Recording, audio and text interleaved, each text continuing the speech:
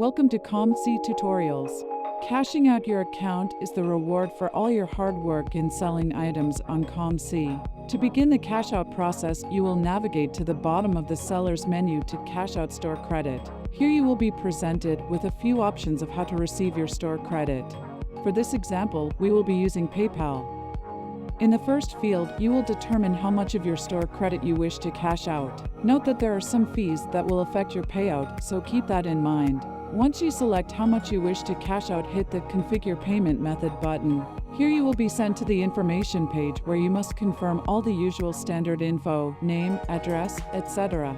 Redeeming store credit. Available store credit can also be used to redeem blowout store credit for purchasing boxes, supplies, single cards, etc. from our partner Blowout Cards.